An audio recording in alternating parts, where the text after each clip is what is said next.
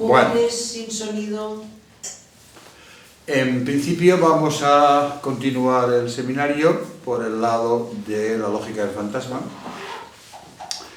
que veréis que hay colgado en el canal una intervención generalizada, muy por encima, en la Asociación Apertura, que dura aproximadamente 1 hora, pero que es más de exponer lo que es la idea. Ahora vamos a ir más despacito, viendo paso a paso.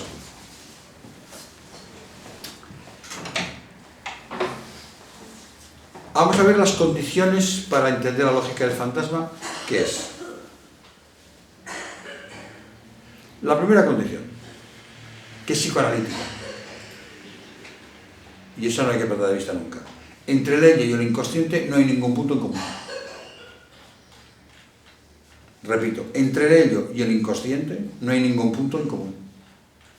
Si hubiese un punto en común, ya está. Problema resuelto. Es decir, ningún punto en común quiere decir ningún significante común. Es decir, intersección vacía. Eso es lo que quiere decir. Lo ilógica es una intersección vacía.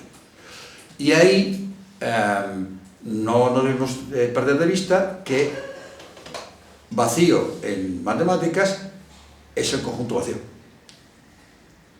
Es decir, no es la nada, es el conjunto vacío. ¿Vale? Luego la intersección es vacía.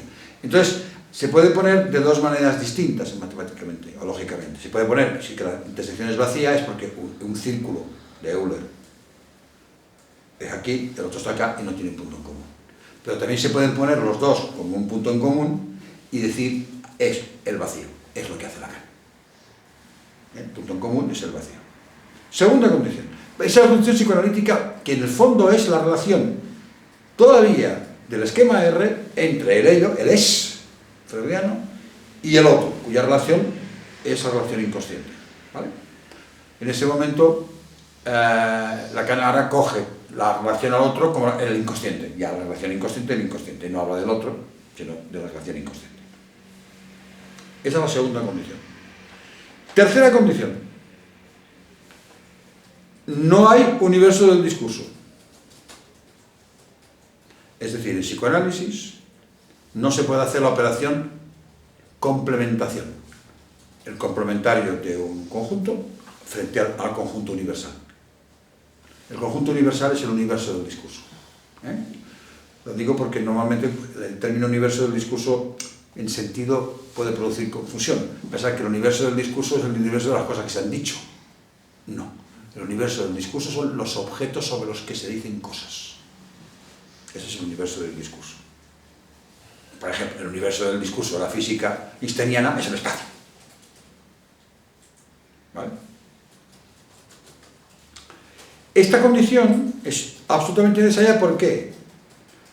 Porque si resulta que lo real está fuera del sujeto y al mismo tiempo estará dentro luego después, si hay universo del discurso es que hay un montón de cosas, y si hay cosas, pues entonces, problema resuelto. Es decir, ¿qué hay? Lo simbólico y lo imaginario en ese momento en Lacan se articula el esquema R y lo real queda fuera. Es decir, en un trocito de lo real se monta el SI, vamos a decirlo así, el SI, que primero es en el esquema es la banda de la realidad, y en el año 66 esa banda de la realidad le llama fantasma, ya le da un componente más estructurado. ¿Vale? Es decir, con lo cual, lo que no es ello no puede ser inconsciente. ¿Me explico? Y lo que no es inconsciente no es el ello. Si estuvieran metidos en los diagramas de Euler habituales con un conjunto universal, lo que no estaría dentro del ello estaría en cualquier sitio y además en el inconsciente. Porque además si son disjuntos, pues te estarían en el inconsciente. Vale. Cuarta condición. Si además no tienen ningún significante en común y los dos se tratan de significantes, tenemos que disjuntarlos. Porque un significante puede ser significante pulsional, el mismo significante, por decirlo en el ello, o significante del inconsciente. lenguaje de las pulsiones en Freud, representación cosa en Freud. ¿Vale? Entonces, ¿qué se hace? Lo que se llama la suma disjunta. Si los conjuntos son disjuntos, no hay ningún problema. ¿Cómo se suman? Se colocan unos en conjunto y se colocan todos los otros. Cuidado que no estoy diciendo unión, estoy diciendo suma. En la suma, si hay elementos comunes, solo se ponen una vez. O sea, el conjunto 1, 2, 3 y el conjunto 3, 4, 5, si lo sumo, no es 1, 2, 3, 3, 4, 5, sino es 1, 2, 3, 4 y 5. Esa es la diferencia entre la suma y la unión. La unión estaría el 3 dos veces. Y se llama suma disjunta porque se cogen conjuntos disjuntos. Si es el caso que los conjuntos no son disjuntos, que sería el nuestro de entrada, porque un significante, vuelvo a insistir, puede estar como significante pulsional, del recorrido pulsional, o puede ser un significante del inconsciente, entonces, ¿cómo se los disjunta? Se les pone un subíndice, un 1 a uno y un 2 al otro. Y os sonará de donde vienen los famosos S1 de Lacan y los S2 de Lacan. Vienen de ahí. No se lo inventó él, lo leyó en lo que se llama la operación suma disjunta. Es una operación entre conjuntos, una operación lógica o también de lógica matemática entre conjuntos. ¿Vale? De las condiciones. Otra condición más. Si resulta que no se puede hacer la complementación frente a otro conjunto, lo que no es del conjunto, ¿cómo lo pongo? ¿Cómo le aplico la negación intuicionista que habíamos visto? ¿Cómo la aplico? Pues ¿qué hace Lacan? Le coge y dentro del circulito del ello o del circulito del inconsciente, coge y hace una especie de lúnula. ¿Qué sería lo que no es ello y lo que no es inconsciente? Se niega frente a sí mismo. Es de una manera muy curiosa. Y ahí pone el vacío. Con lo cual tiene dos vacíos. El vacío del ello, la nula, y el vacío del inconsciente. Y entonces, ¿qué va a hacer? Los va a interseccionar por los vacíos y no por los significantes. Porque si no tienen ningún significante común, no, la intersección será vacía. Y si es vacía, pues no hemos avanzado nada. Porque en ese momento, en Lacan, el signo del sujeto, por decirlo de alguna manera, es A barra menos phi. El analista que se ofrece como objeto y encastrado. Es así. No hay un signo del sujeto, no hay un signo del sujeto, pero el signo, por decirlo de alguna manera, que se podría hacer es A barra menos phi. Pero cuidado, no es una intersección sensu stricto, es una superposición haciendo signo A arriba barra menos phi abajo. ¿Vale? A arriba barra menos phi abajo. Aunque los esquemas parezcan esquemas eulerianos matemáticos donde están interseccionados, no están interseccionados, están enganchados. Es A barra menos phi. Las dos lúnulas. Bueno, y ahí tenemos la manera por donde se va a unir el ello y el inconsciente. En ese momento Lacan no explica de dónde viene el objeto A y no explica de dónde viene el menos phi. Ya lo explicaba antes. El objeto A viene de la pérdida, de la manque, de por ser mortal, y el menos phi viene del significante de la falta en el otro. Gracias a la significante de la falta en el otro, ¿qué hay? La imponencia. Él no se puede con todo, porque el faro imaginario se puede poder con todo. El menos phi, eso no se puede con todo. Es una magnitud negativa, no la negación de un significante. Es una magnitud negativa. Mejor dicho, negativizada. Porque en el mundo lo negativo no existe. No hay dinero negativo. No hay planetas negativos. La negativización es una operación simbólica. ¿Vale? Y ahora viene lo siguiente. Bueno, entonces, ¿cómo los unimos? ¿Y quién había trabajado la idea del pienso, que es el ello. Acordaros que Freud habla de los pensamientos del ello. El ello piensa, nos llama los Gedanken. Y Lacan dice, al principio de los escritos dice, y piensa más bien duro. Y el inconsciente es, no soy. Porque no hay ningún significante que seas tú. No hay ningún signo que seas tú. Son significantes. Entonces, en este momento todavía no tiene bien articulado aquello del significante 1 representa el sujeto barrado para el significante 2, todavía no lo tiene, los va a unir por los objetos. ¿Y entonces qué va a decir? ¿Contra quién va a ir? Contra la tesis de Descartes. Pienso, luego existo. Tenemos dos afirmaciones y una implicación, o una igualdad. Ahora, otra vez, otra condición lógica.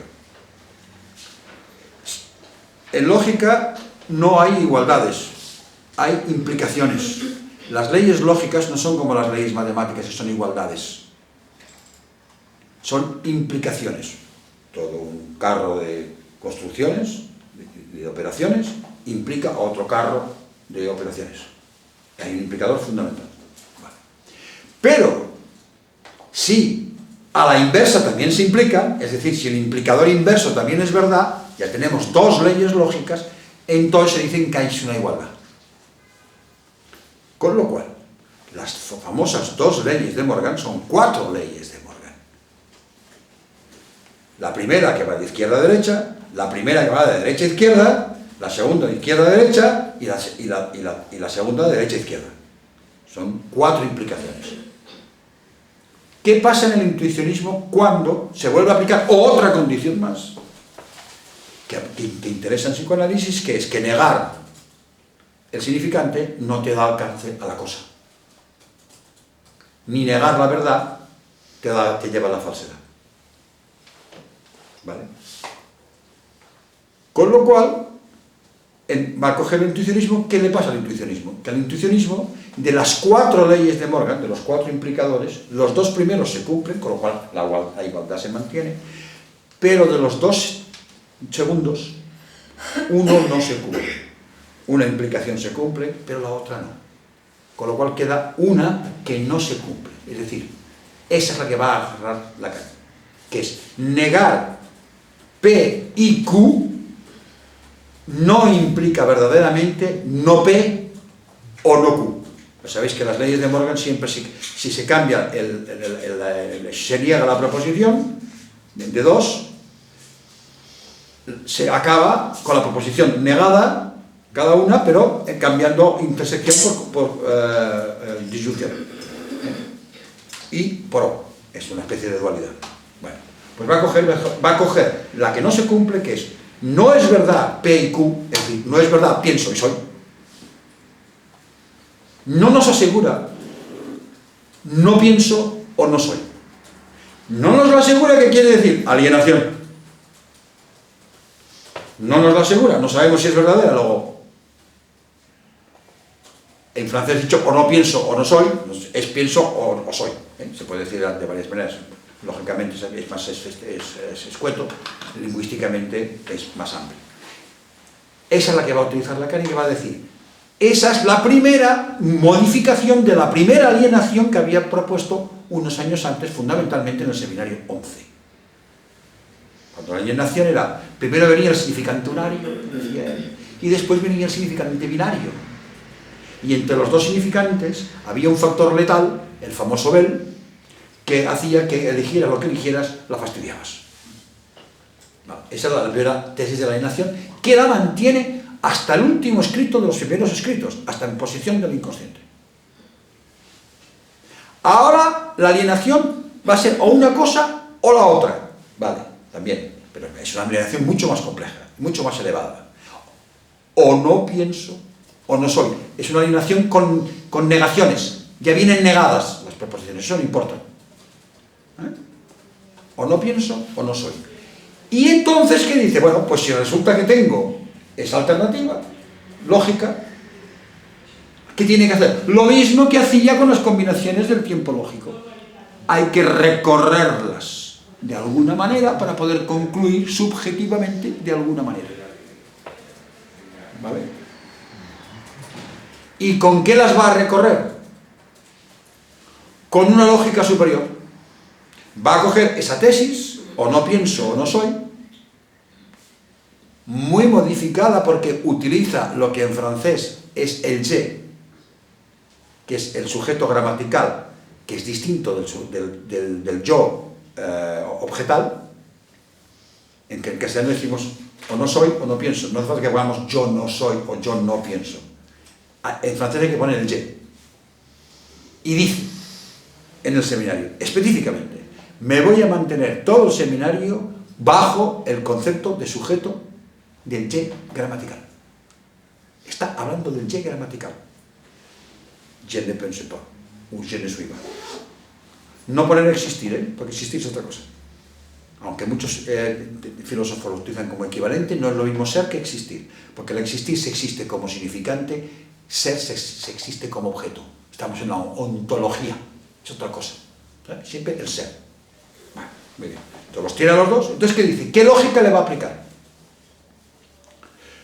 La lógica que había en aquel momento más elaborada, que es lo que los que habéis hecho psicología recordaréis el grupo de las dos reversibilidades de Jean Piaget, que se utilizan. ¿Vale? Que son, dada una proposición, se puede operar con un grupo cíclico, que quiere decir que si vas haciendo operaciones va dando la vuelta A o B, luego B, C, D, al final llegas a A. Es un grupo que aplica sobre o sea, es un grupo de operaciones que apliquen ya sobre enunciados. ¿Y qué hace? Uno, en la identidad, dejarlo igual. La que lo quita. ¿Por qué? Porque no hay operación de identidad. Si hubiera la operación de identidad, se acabó el problema. En psicoanálisis no hay identidad, hay identificaciones. Es otra cosa. ¿Vale? No hay identidad. Segundo, negarla. Con una proposición, pues negarla. Tercera, invertirla. La recíproca. Cuarta, la inversa de la recíproca o la recíproca de la inversa, que en los grupos de Klein es igual, es equivalente. Hay otros grupos cíclicos en los que no son equivalentes, el orden en que se pone. Y eso es lo que va a hacer. Y las va a llamar. Va a poner la alienación a la derecha y va a hacer flecha 1. Y vuelve a llamar a alienación, aquí es donde una cosa que a mí no me gusta, a la primera operación de esta lógica. Pero que yo llamaría la operación pulsión. No soy, no pienso. Otra, operación transferencia. Otra, operación verdad.